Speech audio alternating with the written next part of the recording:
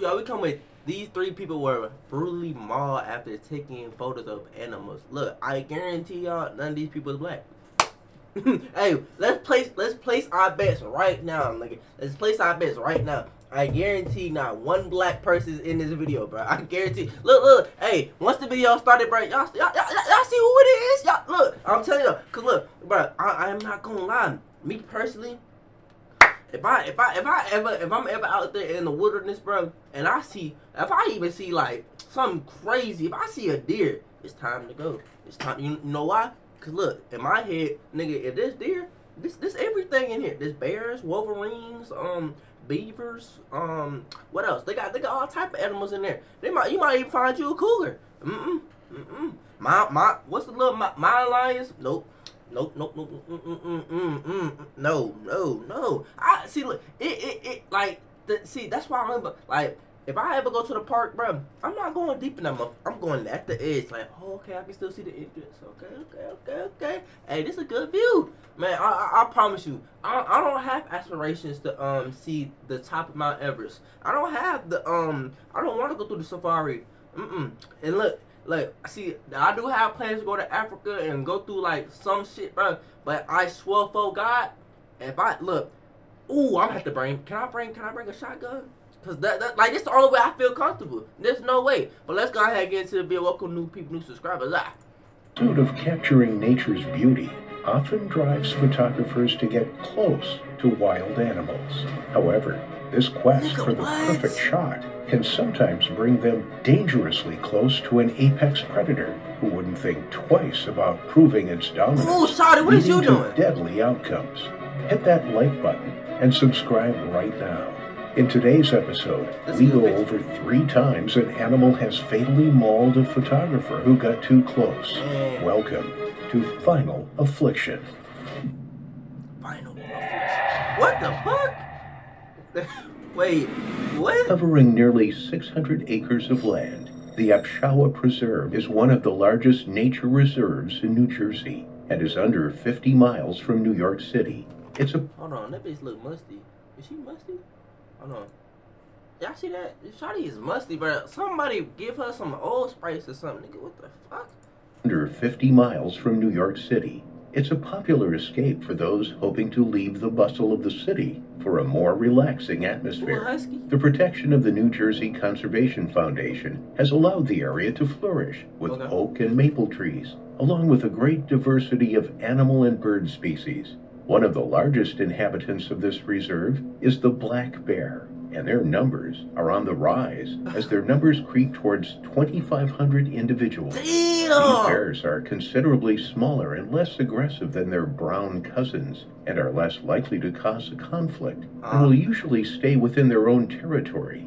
Unfortunately, as their habitat has slowly increased in popularity as a hiking destination, more and more people have entered their habitat with little to no awareness of the danger they are putting themselves in. Darsh Patel was a 22-year-old student who was studying technology and informatics at Rutgers University.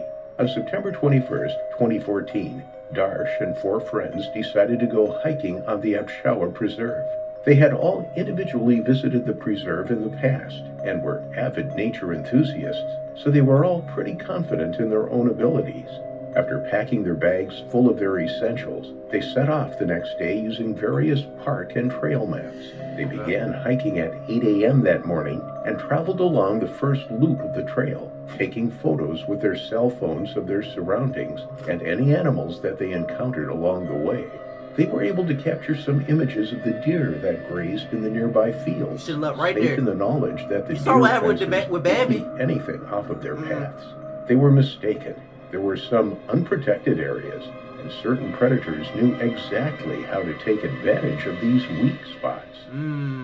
As the group was finishing the first loop, one of the boys suddenly shouted out that he could see a large black bear creeping the ledge in the distance. Excitedly, they all turned to the ledge that he was pointing at, but they couldn't see anything, as the bear had already run off.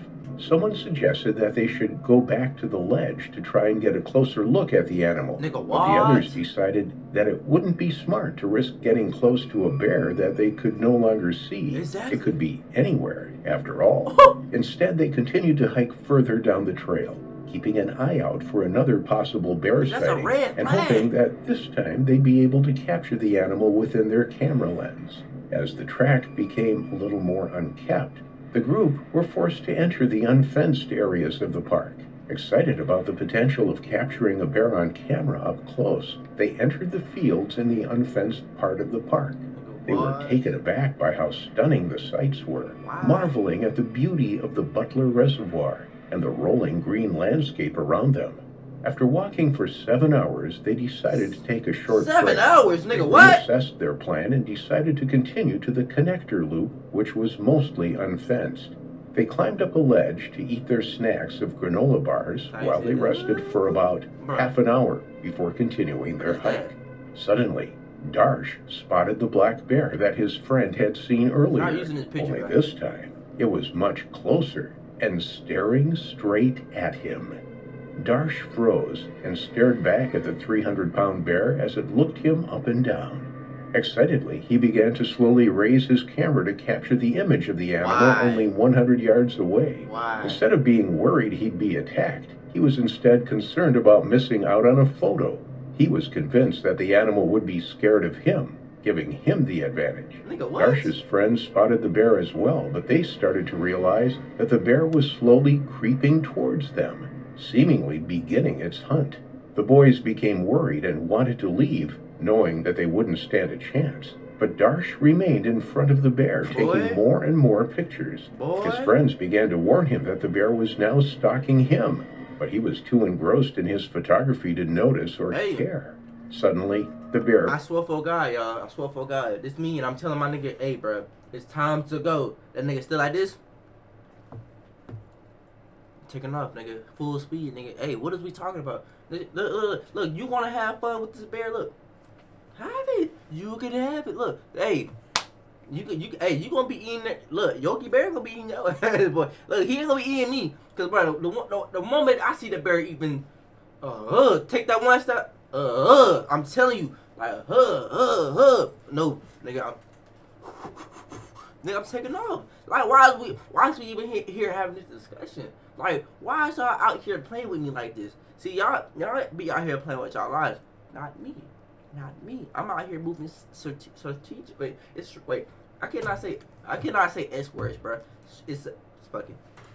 Began to pick up speed and quickly closed the 100-yard gap between itself and the boy, growling as it ran. All the boys ran away at the sight of this massive animal running at them. Oh, he was running? All except Darsh. He continued taking pictures, nigga, why? photographing the bear as it got closer and closer to him, and his friends screamed at him to leave and run with them. He was too engrossed in his photos to fully understand what was happening, until it was all too late. He finally realized that the bear was only 15 yards away and panicked. He turned on his heel and tried to run away at the last minute, but the bear was still behind him, running faster and faster. The boys separated and ran down different paths, hoping to confuse the bear so that it would stop pursuing them. It worked for a second, and the bear stopped in its tracks, wondering who to follow. But its eyes quickly caught sight of Darsh again, who was the farthest behind the group.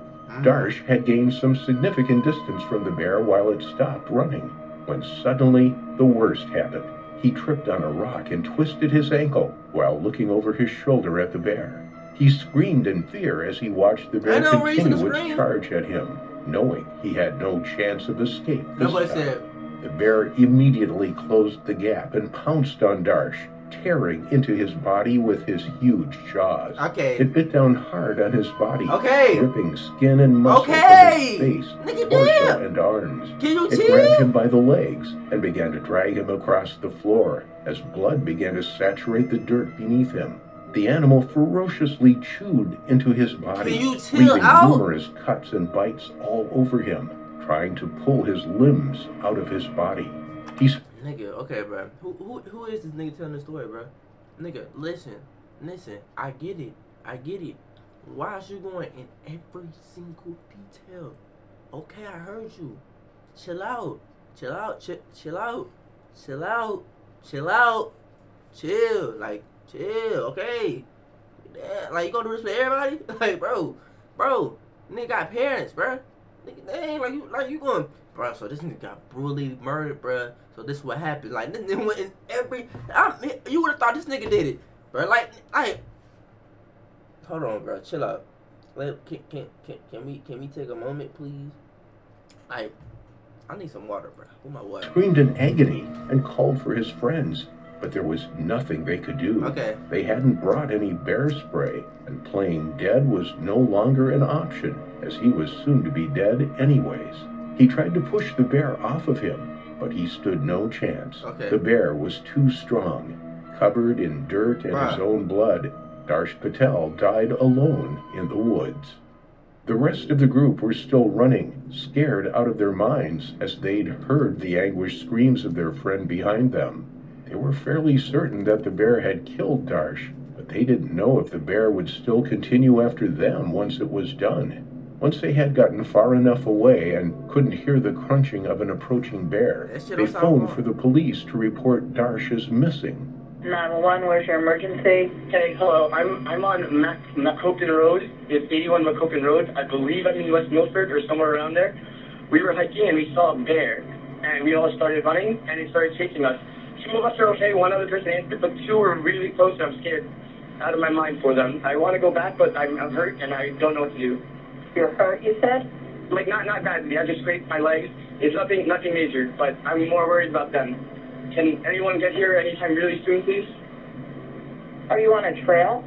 Yeah, we were on the trail. Well, it's going to take them a while to get anywhere near you if you're on a trail. A search party was quickly organized by West Milford police to find the young man, and they combed the area for 2 hours straight. Finally, they found the brutalized remains of Darsh Patel's body. It was hardly recognizable and completely covered in blood, body parts strewn across the trail. As the search team were observing the mess of the body before them, they suddenly heard rustling behind them as the bear emerged from the bushes. It was coming to collect its meal once again. Startled by the number of people in front of its food, it began to get aggressive with the men present, who were trying to shoo it away. The search team's shouts at the bear only further enraged the animal. Finally, for the safety of everyone, and to avenge the young college student, they shot and killed the ferocious beast, ending its reign of terror. They collected Darsh's body and returned it to the family, leaving them to grieve for their son who had died too soon. It was declared that the group had done nothing wrong, and that the attack was unprovoked, but they believed that the attack may have happened because the animal was extremely hungry. Smelling the boys' granola snacks on the ledge, it began to approach them to get the food from them. Nigga, you could have just asked. Nigga, I would have had that shit. Nigga, this shit not even good, bro. Bro, I know that granola bar was even worth it, bro. That shit even look good. Nigga, had that shit, bro. What? You wanted a granola bar that bad? Shit, here. Nigga, you gonna take my life? Nigga, it was even that good. Ultimately killing Darsh in the process. Running also would have activated the animal's natural predatory instincts, which triggered it to chase the group. What you want me to do, Ultimately, it was an unfortunate accident that resulted in the death of a young man with a bright future. After analyzing the bear, shreds of Darsh's clothes as well as his skin and blood was found inside the bear's stomach. Darsh's phone was also found near his body with bite marks on it. When police looked inside his phone, they found his terrifying final photos before death. This was Darsh's final photograph he took before being fatally mauled. The bear is seen running towards him at less than 20 feet away. It was shortly after this moment when Darsh Patel realized the seriousness of the situation. It was at this moment he decided to run. Less than 5 minutes later, he met his horrifying final affliction. Wild animals are always fascinating, from rare species of birds to the sight of a truly magnificent beast such as a lion. There There's simply something that captures our attention with these creatures That boy and is has us huge. wanting to know more about them. Look down. However, there are some animals that fascinate us more than others. And what could be more intriguing than a creature which has changed very little since prehistoric times? With their razor-sharp teeth and almost prehistoric-like eyes, alligators truly are one of the world's most wondrous creatures. But much like their ancestors before them, they are also incredibly dangerous, something Cynthia Covert failed to realize. 58-year-old Cynthia Covert lived in Johns Island in South Carolina in the United States of America. Okay. She was a nail artist and had worked in her profession for many years. The woman loved to spend her days gossiping with her clients over the latest celebrity news or offering them advice for any problems that they might have been facing. Okay. Overall, it seemed like Cynthia was living a fairly normal life with a fairly normal routine, which she found comfort in. However, in 2020, something happened worldwide which no one was prepared for. A virus spread through the world, causing chaos in its wake, which led to people all over the world finding themselves suddenly uprooted from their normal daily routine and thrust into unknown circumstances, Why you put it on which like left that? them feeling unsure of what to do next. Sadly, That shit just pissed me off, bro. Put that mask on right, Nick. What is this, bro? which Look at this. Bro, please tell me I wasn't one of these motherfuckers, bro. Please, bro, you gotta have it over your nose, bro. What is this, bro? This is fucking sick work. Sick work. Oh, bro, this reminds me, bro. Bro, y'all ever got mask fish, bro? Bro, somebody, bro, I knew everybody back then used to get mask fish. Like, I know this dude, he thought this girl was bad as hell, bro. She took that mask. She took that mask off. That nigga was like, yo. He's like, yeah. Like, that was the easiest fucking time to pick up girls, bro. It's like, oh, I think I know you. Like, take her mask off. Look, and then she was ugly, bro. Like, yeah, I don't know who you is. My bad. left them feeling unsure of what to do next.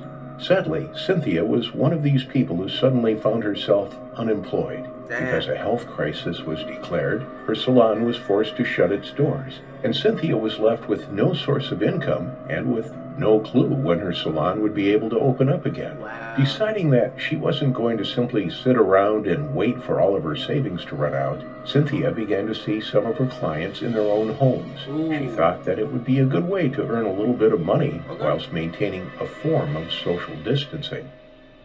One of her clients was a woman named Barbara Howell, who lived on Kiowa Island. The Sea Islands, of which Kiowa and Johns Islands are a part of, are a chain of tidal and barrier islands on the Atlantic Ocean coast off of the southeastern United States. Beautiful. Being a series of various sized islands and being located near to the ocean, this means that there are various different animals which inhabit the waterways between each piece of land. One of these animals is the American alligator. This animal is the only crocodilian native to South Carolina. They can live up to 60 years and can grow over 13 feet in length. It was once listed as a federally endangered species due to hunting and encroachment onto their habitat. Go get 'em, However, bro. populations have rebounded, and the alligator's status has been upgraded from endangered to threatened. In fact, populations of alligators in South Carolina have done so well in terms of increasing their numbers that officials decided to instigate a hunting season back in 2008 to try and keep the population under control. Yep. On the day that Cynthia went to Barbara's house to do her nails for her, there was one of these alligators resting in the pond in the backyard of the home. Thinking nothing of it at first, Cynthia and her client settled down on the porch in the backyard where the nail artist began to do her job and shape Barbara's nails the way that she wanted them. However, from the very moment that Cynthia walked through the front door, Barbara felt as if there was something off with the woman's behavior. The 58-year-old woman seemed to be very talkative that particular day, and she was acting a bit strange as well.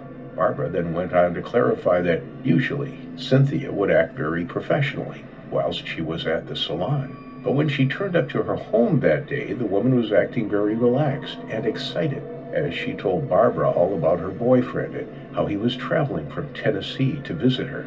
Whilst doing Barbara's nails, Cynthia also had a glass of wine, although Barbara couldn't be sure if the woman had potentially consumed a stronger substance before turning up at her home, as she simply thought that Cynthia's behavior was too out of the ordinary for her to be completely sober. However, seeing as the nail artist hadn't done anything besides talk a bit more than usual, Barbara decided to carry on with her appointment, under the impression that Cynthia would simply go back home once she was done and hopefully sleep off whatever was affecting her. However, little did Barbara know what would actually happen only moments later. After finishing off her client's nails, Cynthia once again looked over to the pond, only to notice that the alligator was still there. She became fascinated with the creature and decided that she wanted to get a closer look at it, so whilst Barbara cleaned up the porch from the remnants of her nail appointment, Cynthia began walking over to where the alligator was resting in the pond. The 58-year-old took out her phone and began taking photos of the animal, trying to get the best possible image that she could. With every picture that Cynthia took, she inched ever closer to the alligator and the edge of the pond. Upon noticing where her friend had disappeared off to and how close to the dangerous... Sorry, what the fuck is that gonna do, bro? Some of y'all motherfuckers be pissing me off, bro. What is that gonna do? If that nigga really wants you, he gonna get you, shawty. Like, shawty, what is you doing? Like, y'all, like, okay, we finna be in 2024. Let's stop the madness. Let's stop the madness. Let's leave the madness in 2023. Cause what is this? This is nasty work right here. This is like, we don't like to see this. Like, y'all are like, this is worse than being down bad. This is down terrible. What is you doing, shawty? Like, shawty's throwing kicks. Look, like, you know, a little kick, like the little temper tantrum kicks that little kids do. What is that? You a grown woman. Lock in. Be grown. What is you? This animal she had gotten, Barbara quickly called out to her to back away from the alligator, as it had snatched a deer from the exact spot that she was standing only a few days previously.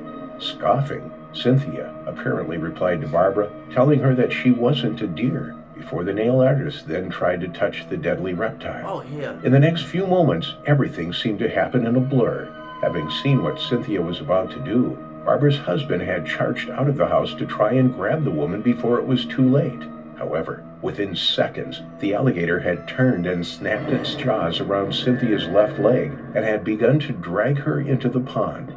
Shocked at what was happening, Barbara had let out a horrified scream. However, oddly, Cynthia apparently didn't make a sound even as the alligator dragged her into the water and clamped down on her leg. Hearing the commotion, one of Barbara's neighbors ran over to the house to see what was going on. Upon witnessing the scene, the neighbor then grabbed a rope from his house, which he threw into the pond for Cynthia to grab a hold of. What the fuck is a rope gonna do? Y'all making me so mad, bro. What is a rope gonna do? Nigga just get a gun. Make it a gun. Nigga said, hey, I'm gonna throw a rope. She like, just pull on the rope. She good. She's getting viciously mauled by a alligator. Nigga gonna throw a rope. I feel so disrespected. Like what the? At this point, the woman was waist deep in the water, and as she held onto the rope, which her friends were using to try and pull her to safety, she apparently spoke in a calm manner. I guess I won't do this again. Sadly, try as they might, Barbara, her husband, and the neighbor simply weren't strong enough to break the alligator's hold on Cynthia's leg. Then, once the reptile was far enough out into the pond, it began going into a death roll. This is a maneuver in which a crocodile or alligator rolls over with its prey in its jaws to bring its prey underwater and drown it. With nothing else that they could do, Barbara called the emergency services. Within a few minutes, police deputies and firefighters arrived at Barbara's home, where they charged into the backyard in order to help in any way that they could. Initially, they saw no movement in the water from either the alligator or Cynthia, but after about 15 minutes, Cynthia's body resurfaced, with the alligator still holding on to her leg. Thinking quickly, one of the deputies shot the alligator, forcing it to release Cynthia. Thank you. She was then quickly Somebody pulled got to common shore, sense. where, thankfully, emergency service workers were able to see that her body was intact. However, she did have severe injuries to her left leg. By this time, paramedics had also arrived at the scene and quickly whisked Cynthia away to the hospital. Sadly, she was declared dead shortly after arriving at the hospital, with the initial cause of death being drowning. This sadly marked the third alligator-related death to have happened in South Carolina within 4 years. And whilst it is not known exactly why Cynthia was acting so strange that day and why she decided to approach a known deadly animal, her passing was still a tragedy, which greatly upset those who knew and loved her. It's important to remember that it is better to appreciate nature from a safe distance, as a wild animal could attack without notice, which could result in severe injury or, in the worst case scenario, what is happening? Your terrifying what are these final pictures? affliction. Our story today takes place in Bella Coola, a change valley found people? in British Columbia, Canada. It stretches 80 kilometers and is known to be a very scenic and beautiful area, with a diverse landscape of meadows, forests, mountains, and rivers, as well as a long history of world-renowned craftsmanship. There really is something for everyone. As picturesque as this area may be, it is also situated in the Great Bear Rainforest, thusly named for its inhabitants, specifically many wild species of cougars, wolves, and of course, bears. But these bears are special. Although there are 1,400 grizzly bears living there, this area is home to a distinctive subspecies of black bear, the Kermode bear, also known as the spirit bear, as 1/10 of the cubs are born with the recessive gene causing a white coat of fur. As a result of its unique residence, the Great Bear Rainforest has been protected by the government of British Columbia since 2016 to stop industrial logging, meaning that 85% of the ancient forests will be kept safe. Given that the population of Bella Coola is only 2,100 people, there is approximately 1 bear to every 2 people in the area. Despite this, bear attacks have been very rare and they usually live side by side fairly peacefully. However, there is one incident that would change that forever. Jordan Carberry was a park ranger living in Bella Coola in 2018. He enjoyed his job, it was fairly easy, and he was able to work in such a beautiful place every day. On July 2nd, he was returning home after a lovely holiday with his friends to celebrate his 50th birthday. And as he approached his home, he saw 2 grizzly bears climbing a cherry tree nearby. This was not uncommon as the fruit on the trees were ripe, and bears are well-known cherry lovers and they actually help with the dispersion process for the trees. They seemed quite large, so Jordan assumed they were just typical adult bears searching for food and meant no harm, although he would rather they were further away from his house. He continued up his driveway to encourage them to leave his property, and they eventually took the hint, traipsing back into the forests. He didn't give the interaction a second thought as he was used to seeing bears all the time. He went to bed as soon as he got in. At 5 a.m. the next morning, he woke up and started to get ready as he usually did when something caught his eye out of the window. There was something moving behind the trees, and so he assumed it was the cherry-eating adult grizzlies from last night. He grabbed his camera and rushed downstairs, leaving the house to take photos that he thought he would later share with his friends. He was an avid photographer, and living in the beautiful place that he did meant that he was able to take amazing photos of his daily life. He figured that if he didn't spook the bears, they would ignore him and he could get some nice pictures of them eating the cherries. So he walked out into the forest, and 36 feet from his front door, he had a clear view of the bears in the tree. While he was watching the bears, one of them fell from the tree and suddenly something moved next to Jordan. He turned to see what it was and his heart stopped. He had made a mistake. The bears in the tree were actually cubs and were being supervised by their mother, the very large bear that was currently staring at him from 80 feet away. She had heard her cub cry out, and upon spotting Jordan, assumed the cry to be his fault. He knew that he was in a... Nigga, how? That nigga's over there, I'm over here, leave me alone. Man, this is some bull. I would be mad as fuck, bro. Like, cause your kid clumsy, you mad at me? How that work? How that work? Oh, I would have been mad. Ooh, man, ooh. Imagine getting mauled to death just cause a baby cub was clumsy.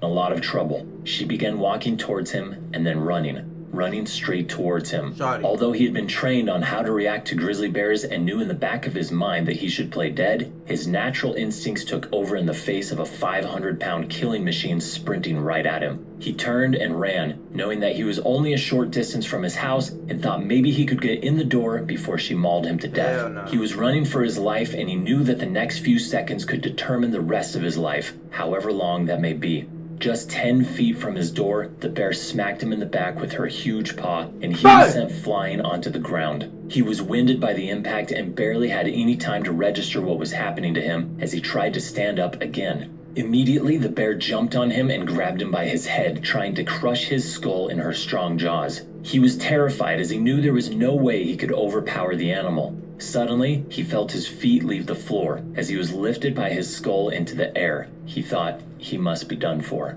The force was too much for his skull, and a large part of his scalp was ripped off, the pain blinding Jordan as he fell to the floor, blood gushing everywhere. He thought he could maybe crawl away as the bear was now holding his scalp in her mouth, so he was hoping she would just leave. He was wrong. After throwing Jordan's scalp aside, the bear began mauling his whole body. She tore off his ear and began to rip apart his...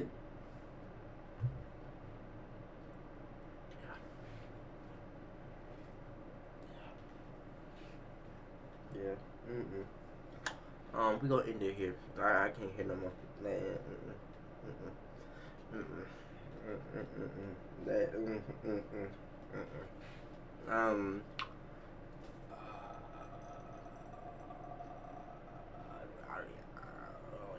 don't even know what to say. If y'all enjoyed the video, make sure you like, comment, subscribe. I can't tell y'all this. This is the last time I react to this shit, bro. Yeah, I thought it was gonna be like, oh, okay, no, it wasn't. It wasn't. I didn't think it was gonna be good, but I didn't think it was gonna be this.